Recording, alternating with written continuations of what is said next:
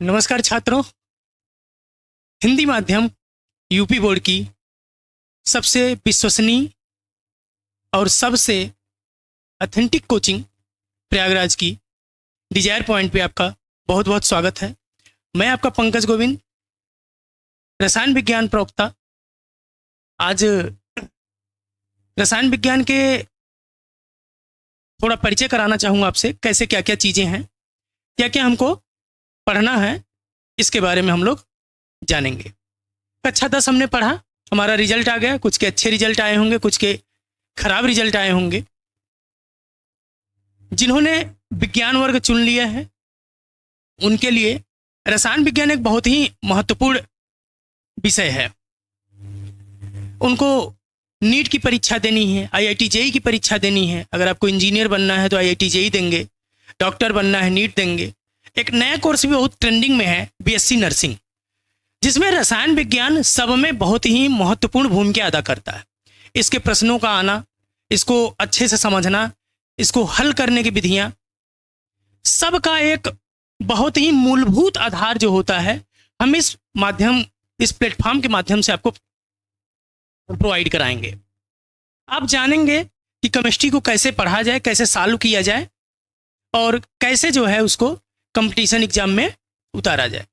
ठीक है, तो बहुत ज़्यादा देर न करते हुए हम शुरू करते हैं। और ये हमारा जो है ऐसा लेक्चर है जिसमें हम सिर्फ आपको केमिस्ट्री का इंट्रो दे रहे हैं। ठीक है,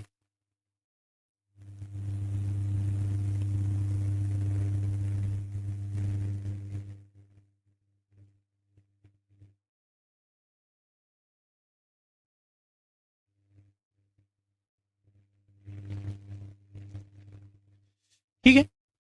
तो आप ये जानिए कि जो है ये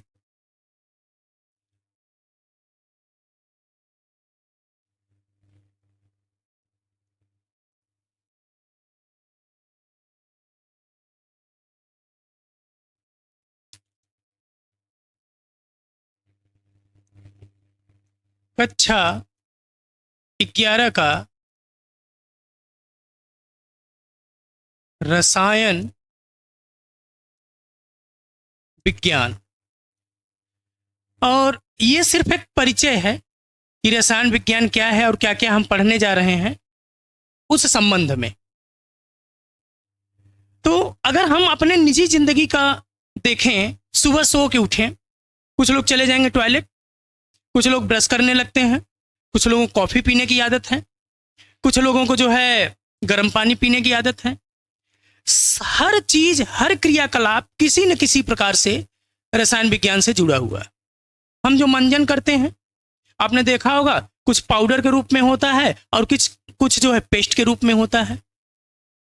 अगर आज के 50 साल पहले की बात करें तो आपने देखा होगा कि दातून लेके रगड़ लिया, या तो फिर बालू या फिर राख, उससे दांतों को उन्होंने साफ कर लिया, या कुछ लोग नमक तेल का इस्तेमाल कर लेते थे। जैसे जैसे रसायन विज्ञान उन्नत हुई वैसे वैसे हमने क्या किया, नए नए रसायनों का खोज किया, उससे हमने मंजन बनाया और उसको यूज कर रहे हैं। हमारे दांत साफ हो गए। किसी के कपड़े गंदे हैं तो पहले देखिए कपड़े कैसे धुले जाते थे, पानी में से भिगो के निचोड़ दिए, या फिर एक मिट्टी आती थी, रेह जिसको बोलते थे, जिसका प्रकृति क्षारीय होता था, उससे धुलते थे। आप गांव में अभी चले जाइएगा, कोई पुराने व्यक्ति होंगे आपको बता देंगे। अभी क्या है, हम तुरंत जो है वॉशिंग पाउडर लाते हैं, कपड़े धुलने का साबुन लाए, उसको रगड़े, कपड़ा साफ हो गया हमारा। तो जो रसायन है हमारे निजी जिंदगी में बहुत ज्यादा भूमिका अदा करता है। किसी को बुखार हो गया, किसी के पैर में घाव लग गया, बुखार होने पे कौन सी दवा लेते हैं, बहुत अच्छे से आपको पता है, पैरासीटामॉल। किसी को घाव हो गया, तुरंत क्या करते हैं, पेंसिलिन लगा दिए, या तुरंत क्या करते हैं, हम उस अल्कोहल से उसको धुल देते हैं घाव को। ऐसे ही रसायन विज्ञान बहुत प्रकार से हमारी निजी जिंदगी में जुड़ी हुई है। तो इसका अध्ययन हमको ना सिर्फ इन चीजों के बारे में बताता है, बल्कि बताता है क्या क्या, कि कोई भी पदार्थ की संरचना क्या है, किसी भी पदार्थ की संरचना क्या है, उसकी संगठन क्या है, उसका संगठन क्या है, और उसका उपांतरण के बारे में बताता है। उपांतरण के बारे में बताता है। इन सब चीजों का, इन तीनों का अध्ययन ही जो है रसायन विज्ञान कहलाता है। क्या? संरचना, पदार्थ कैसे बना हुआ है, किन किन कणों से मिलकर बना हुआ है, उसका स्ट्रक्चर क्या है। संगठन, उसके कंपोजिशन कौन कौन से, उसमें कौन कौन सी चीजें इन्वॉल्व हैं, वो क्या है हमारा संगठन। और उसका उपांतरण एक रूप से दूसरे रूप में। आपको पता है कि कुछ समय पहले तक ये माना जाता था, बर्जीलियस के समय तक, कि जो रसायन है वो हम प्रयोगशाला में नहीं बना सकते हैं। अभी आगे चल के हम पढ़ाएंगे भी उसमें। बाद में एक WH वोलर हुए, जिन्होंने अलग अलग जगह का, लोगों का, जानवरों का यूरिन इकट्ठा किया और प्रयोगशाला में उसको गर्म करके उन्होंने एक कंपाउंड बनाया, यौगिक बनाया, जिसका नाम था यूरिया। अभी खेतों में जरा सी पैदावार कम हो जाएगी, दादाजी पिताजी बोलेंगे लाओ 2 कट्ठा बोरी छींट दो यूरिया की, पैदावार बढ़ गई। तो यूरिया का फार्मूला होता है NH2CONH2। ऐसे जो यौगिक आएंगे हम उसका सूत्र आपको सिखाते चलेंगे, क्योंकि बहुत ज़्यादा सूत्र तो अभी आपको पता नहीं होगा। तो प्रयोगशाला में जो सबसे पहला यौगिक बनाया गया उसका नाम क्या था? यूरिया था। ठीक है, तो हमने आपको बताया कि रसायन विज्ञान में क्या क्या पढ़ते हैं हम, उसकी संरचना क्या होती है, पदार्थ की संरचना, संगठन और उपांतरण। ठीक है, अब जरा हम थोड़ा सा आगे चलते हैं। रसायन विज्ञान को कक्षा 11 में, या हमारे जो वैज्ञानिक हैं, विद्वान हैं, उन्होंने इसको अलग अलग तरीके से क्या कर दिया, वर्गीकृत कर दिया, ताकि पढ़ने में क्या हो, असुविधा ना हो। तो जो रसायन विज्ञान है हमारा, रसायन विज्ञान है, इसके जो है कई सारे पार्ट में तोड़ दिया गया। ठीक है, जैसे अकार्बनिक रसायन, अंग्रेजी में बोलेंगे इनऑर्गेनिक केमिस्ट्री, फिजिकल केमिस्ट्री, जिसको हिंदी में बोलते हैं हम लोग भौतिकी रसायन, कार्बनिक रसायन, जिसको बोलते हैं ऑर्गेनिक केमिस्ट्री। फिर आ जाता है एनालिटिकल केमिस्ट्री, वैश्लेषिक, अगर मान लीजिए औद्योग से जुड़े हुए हैं, सीमेंट का फैक्ट्री है ऐसे, तो उसको इंडस्ट्रियल केमिस्ट्री बोल देंगे। अगर मान लीजिए हम पेस्टिसाइड बना रहे हैं, कीड़े मारने की दवा बना रहे हैं, खेत में यूज करने वाली चीजें बना रहे हैं, वो क्या हो जाएगा हमारा एग्रीकल्चरल केमिस्ट्री। आपको बच्चों बता दें, आगे चल के एग्रीकल्चर से भी नए नए कोर्स चल रहे हैं और हमारे भारतवर्ष में उसकी डिमांड भी अच्छी खासी चल रही है। यहाँ तक कि भारत सरकार ने अब एग्रीकल्चरल सर्विसेज भी स्टार्ट कर दिया है, मतलब कृषि विभाग की सेवा अलग से, जैसे ISPCS होता है वैसे इसमें भी टॉप मोस्ट जो है उन्होंने शुरू कर दिया है अधिकारियों की भर्ती। ठीक है, तो इसमें हम देखेंगे तो सबसे पहले हमारा आता है अकार्बनिक रसायन। क्या आता है? अकार्बनिक रसायन। इसका इंग्लिश जानना जरूरी है, तो इसीलिए यहीं लिख दे रहे हैं। क्या बोलते हैं इसको? Inorganic chemistry. क्या बोलते हैं इसको? Inorganic chemistry. ठीक है, इसके बाद जो दूसरा है उसको बोलते हैं हम लोग कार्बनिक रसायन। क्या बोलते हैं उसको? कार्बनिक रसायन। अंग्रेजी में इसका भी जानना जरूरी है, तो क्या बोलते हैं इसको? Organic chemistry. क्या बोलते हैं? Organic chemistry. आपको बता दें बच्चा, पूरी केमिस्ट्री में जो भी जान शान बान, मतलब पूरे शरीर में, जैसे हमारे सबसे ज़्यादा महत्वपूर्ण रोल किसका होता है? ब्रेन का होता है, हार्ट का होता है, किडनी का होता है। सेम उसी प्रकार से यही है हमारा, दिल, दिमाग, गुर्दा, सब यही है ऑर्गेनिक केमिस्ट्री। ऐसा नहीं कि इनका महत्व घट जाता है, ये भी महत्वपूर्ण है, लेकिन इसका कुछ खास रोल होता है। इसके बाद जो आता है अगला, उसको हम लोग बोलते हैं भौतिकी रसायन। क्या बोलते हैं? भौतिकी रसायन। भौतिक रसायन भी बोलते हैं, और इंग्लिश में इसको बोलते हैं फिजिकल केमिस्ट्री। क्या बोलते हैं? Physical chemistry. ठीक है, इसके अतिरिक्त जो अन्य हैं वो क्या आ जाएंगे हमारे, जैसे हो गया हमारा औद्योगिक रसायन, जो इंडस्ट्री में यूज हो रहा है, जैसे सीमेंट का निर्माण हो गया, औद्योगिक रसायन। एक आता है हमारा जो है कृषि रसायन। क्या आता है? कृषि रसायन, एग्रीकल्चरल केमिस्ट्री, जैसे खाद हो गया, उर्वरक हो गया, कीड़े मारने की दवा हो गई, ये सब कहाँ आएगा? कृषि रसायन में आएगा।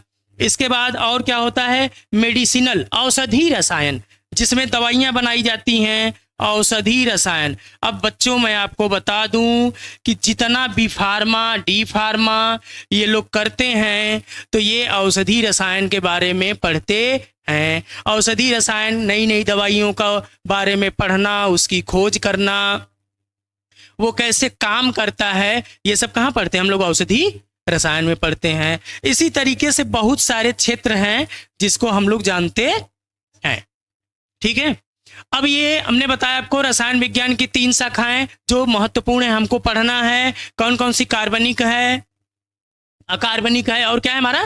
भौतिकी है। एक और भी कुछ लोग बता देते हैं, है मतलब हम लोग बीएससी एमएससी में पढ़ते हैं उसको, वैश्लेषिक रसायन। तो यहाँ पे उसका बहुत ज़्यादा रोल नहीं है, तो हम लोग उसके बारे में डिस्कशन नहीं करेंगे। ये 3 हैं हमारे लिए बहुत महत्वपूर्ण, अकार्बनिक है, कार्बनिक है और भौतिकी रसायन है। ठीक है, इसके बारे में हम लोग स्क्रीनशॉट आप ले लीजिए, हम हट जा रहे हैं। इसके बाद फिर हम आगे आपको डिस्कस करते हैं। ठीक है, अब बच्चों हम आ जाते हैं कि आपको कौन कौन से अध्याय इस साल पढ़ने हैं, पेपर का पैटर्न क्या है आपके, और कितने नंबर का ये आता है। जैसा कि पता है कि जो रसायन विज्ञान है हमारा, जो रसायन विज्ञान है ये कुल 100 नंबर का होगा। कितने नंबर का होगा बच्चों? 100 नंबर का। तो एक जो है हमारा थियरी होता है जिसको हम लोग पढ़ने वाले हैं इस YouTube चैनल के माध्यम से। दूसरा हमारा 70 नंबर का होगा, वो होगा प्रायोगिक रसायन। क्या होगा? प्रायोगिक रसायन। सॉरी, 30 नंबर का होगा प्रायोगिक रसायन। 70 नंबर की हमारी थियरी होने वाली है और 30 नंबर का हमारा प्रायोगिक होने वाली। आप जिस भी विद्यालय में पढ़ रहे होंगे आपके गुरुजी ले जाएंगे लैब में, आपको केमिकल के बारे में, जो ग्लासवेयर हैं, जो इंस्ट्रूमेंट यूज किए जाते हैं उसके बारे में वो आपको बताएंगे कि हाँ ये जो है, जैसे इस शेप का आपने देखा होगा, ऐसे जो होता है क्या बोलते हैं उसको? Test tube. थोड़ा ऐसे होता है क्या? टेस्ट ट्यूब बोल देते हो। थोड़ा इसी से बड़े साइज का जो होता है क्या बोल देते हो उसको? Boiling tube. और इस तरीके का जो होता है उसको क्या बोलते हो? Canonical flask. इसको क्या बोलते हो? Round bottom flask. ऐसे ही आपने बहुत सारी चीजें देख रखी होंगी प्रयोगशाला में, नहीं देखी हैं तो देखने वाले हैं। तो ये जो 70 नंबर का हमारा जो है थियरी आ रही है, इसमें जो है कुल चैप्टर हमको, कुल अध्याय पढ़ने हैं, 9 अध्याय पढ़ने हैं। कितने अध्याय पढ़ने हैं? 9। जो सर्वप्रथम पहला अध्याय है उसका नाम है रसायन विज्ञान की कुछ मूल अवधारणाएं, की कुछ मूल अवधारणाएं। ठीक है, इसके बाद जो आ जाएगा दूसरा, मतलब इसमें हम लोग मोल कॉन्सेप्ट के बारे में पढ़ेंगे, मोल अवधारणा हमारी जो है। इसके बाद मतलब जो 9-10 में हमने रसायन विज्ञान पढ़ी है वही पूरा मिला करके हम दोबारा पढ़ने वाले हैं। लगभग 60% हमारा जो 9-10 वाली जो केमिस्ट्री है उसी का ही हम लोग एडवांस वर्जन इसमें देखने वाले हैं। दूसरा जो है हमारा परमाणु संरचना। क्या है? परमाणु संरचना। इंग्लिश में क्या बोलते हैं इसको बच्चों? Atomic structure. क्या बोलते हैं? Atomic structure. तीसरा जो चैप्टर है हमारा वो है, कौन सा है बताओ बच्चों? तत्वों का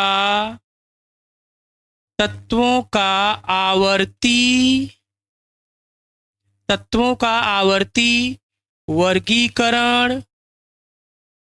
ठीक है, तत्वों का आवर्ती वर्गीकरण। और क्या है? और गुणधर्मों में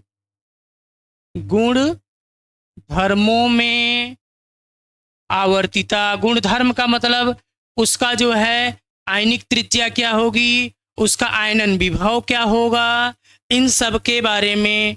ठीक है, आवर्तिता, ठीक है, आवर्तिता, आवर्तिता, ठीक बच्चों। इसके बाद जो हमारा चौथा अध्याय है उसका नाम है रासायनिक आबंधन, रासायनिक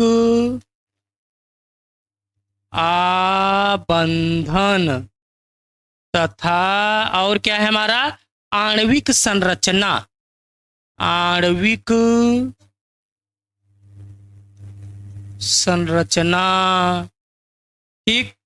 इसके बाद इसका स्क्रीनशॉट ले लीजिए, अगले पेज पे जाना पड़ेगा, ठीक है। इसके बाद जो हमारा पांचवा चैप्टर है उसको बोलते हैं ऊष्मागतिकी, क्या बोलते हैं, ऊष्मागतिकी,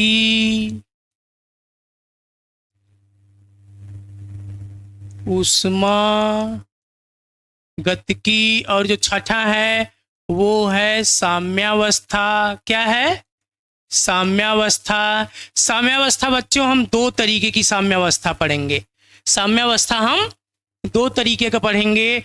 एक है हमारा रासायनिक साम्यावस्था, क्या है, एक रासायनिक साम्यावस्था, और दूसरा है हमारा आयनिक साम्यावस्था, आयनिक साम्यावस्था, दूसरा है आयनिक साम्यावस्था। इसके बाद जो हमारा अगला चैप्टर है वो है रेडॉक्स, रेडॉक्स अभिक्रिया, क्या है, रेडॉक्स अभिक्रिया, या हम लोग क्या बोलते हैं इसी को, उपापचय, क्या बोलते हैं, उपापचय अभिक्रिया, रेडॉक्स अभिक्रिया। इसके बाद जो है कितने हो गए हमारे, ये हो गया 6, ये हो गया 7, और ये 8वां है कार्बनिक रसायन, कार्बनिक रसायन। इसमें भी मूलभूत सिद्धांत और तकनीक है, मूलभूत सिद्धांत, सिद्धांत और क्या है हमारा, तकनीक, मूलभूत सिद्धांत। और बच्चों बहुत महत्वपूर्ण चैप्टर है, इसी में हम पढ़ने वाले हैं आईयूपीएसी, क्या पढ़ने वाले हैं इसी में, आईयूपीएसी। एक जिज्ञासा आपका बनाता हूं, इस तरीके के यौगिकों का नामकरण कैसे करोगे बच्चों, इस तरीके के यौगिकों का नामकरण कैसे करोगे, तो इस लेवल तक इसमें हम आपको पढ़ाने वाले हैं, ठीक है। तो आईयूपीएसी आएगा, आईयूपीएसी के बाद क्या आएगा आपका इसी में, जीओसी आएगा, क्या आएगा, जीओसी, जिसको हम लोग बोलते हैं जनरल ऑर्गेनिक केमिस्ट्री या सामान्य कार्बनिक रसायन, सामान्य कार्बनिक रसायन। बहुत ज़्यादा महत्वपूर्ण है, अगर ये आ गया तो ऐसा कोई रिएक्शन नहीं है जो आप न कर पाओ। यदि हमको जीओसी आ जाए, रिएक्शन इंटरमीडिएट आ जाए, तो ऐसा कोई ऑर्गेनिक केमिस्ट्री का रिएक्शन नहीं है जो आप न कर पाओ, ठीक है। तो ये है सामान्य कार्बनिक रसायन, बहुत ज़्यादा महत्वपूर्ण है। और इसी में इसी का एक हिस्सा है, हम बोल सकते हैं रिएक्शन इंटरमीडिएट या अभिक्रिया संक्रमण, ठीक है ना। जैसे कैसे टूटेगा कोई, किस तरीके से अगले को जोड़ेगा अपने में, किस तरीके से नया बॉन्ड बनाएगा, ये सारी चीज़ें हम लोग जीओसी में पढ़ते हैं। और 9वां और आखिरी अध्याय है आपका जिसको हम लोग बोलते हैं हाइड्रोकार्बन, क्या बोलते हैं, हाइड्रोकार्बन। और हाइड्रोकार्बन में 4 पढ़ना है हमको, कौन कौन सा है, एल्केन, एल्केन, ठीक, और क्या पढ़ना है, एल्कीन, एल्काइन और एरोमेटिक। और कौन सा एक बचा है हमारा, एरोमेटिक। आपको पता है बच्चों, एरोमेटिक अगर कभी आ जाए तो आपके दिमाग में सबसे पहला जो फिगर बनता होगा शायद इसी चीज का बनता होगा ना, क्या बोलते हैं इसको, बेंजीन बोलते हैं। और यही बेंजीन एकदम पानी जैसा रंगहीन, थोड़ा सा बदबू देता है, गंध वाला एक जो है द्रव है, और इसी पे हमारी ऑर्गेनिक केमिस्ट्री लगभग 65% रन करती है। कितने परसेंट? 65%। जितनी भी हम लोग दवा खाते हैं, जितनी भी हमारे कंपाउंड यौगिक नोन हैं, वो जितनी दवाएं हम खाते हैं ज़्यादा से ज़्यादा लगभग 85% वो सब कौन से हैं? आपके ऑर्गेनिक केमिस्ट्री के हैं। ठीक है, तो इतना हमने आपको इंट्रो बता दिया, क्या क्या पढ़ना है। एक माइंड मैप रहेगा तो बहुत बढ़िया होता है कि हम क्या पढ़ने जा रहे हैं और क्या हम सीखेंगे। तो नेक्स्ट वीडियो हमारा भूलिएगा नहीं, इसी डिजायर पॉइंट के यूट्यूब चैनल पर हम आपको पढ़ाने वाले हैं रसायन विज्ञान की मूलभूत अवधारणाएं। आप चैनल को ज़्यादा से ज़्यादा शेयर करिए, लाइक करिए, कमेंट करिए। नमस्कार।